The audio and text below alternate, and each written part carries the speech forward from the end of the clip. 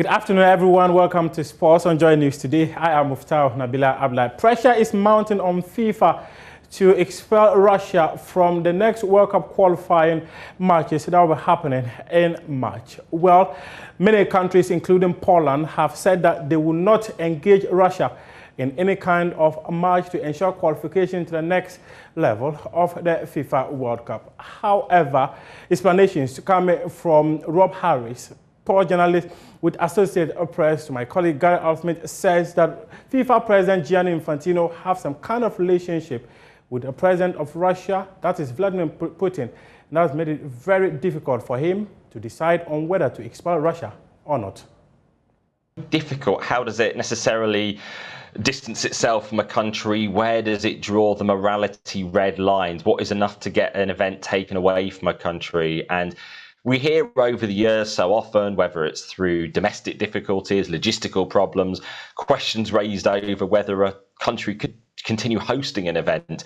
Yet there's always been this sort of thorny issue. We saw it with the Beijing Winter Olympics recently about boycotts and a question of do not go to a country. And it seems we've encountered this week that actually one country attacking another unprovoked, as the West and Ukraine certainly states is the case, is an area that draws condemnation. And the fact is, even the International Olympic Committee has condemned Russia, probably even in stronger terms than we're used to hearing them in terms of how they address another nation. But they've condemned Russia for breaching the Olympic truce. The International Paralympic Committee has. UEFA has condemned Russia, and not with just some vague statement, but actually a stronger statement, and one very determinedly aligning themselves with the people of Ukraine. And also we've seen sponsorships being dropped as well. Manchester United dropping Aeroflot as a sponsor, although that only came about actually after Aeroflot, the airline, was put on the sanctions list by Britain.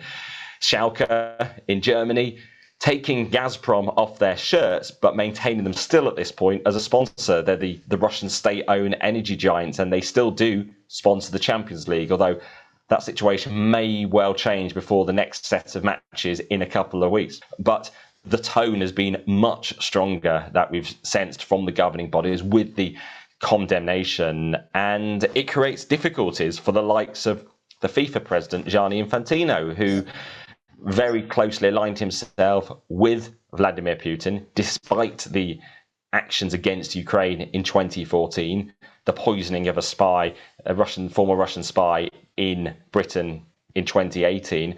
And he accepted the Order of Friendship Medal from Vladimir Putin after the World Cup. Yet there is no sense that Russia actually changed as a nation after the World Cup. However much FIFA tried to say this was a new Russia, certainly what we've seen in the last week is these were long-held grievances that Vladimir Putin held towards Ukraine.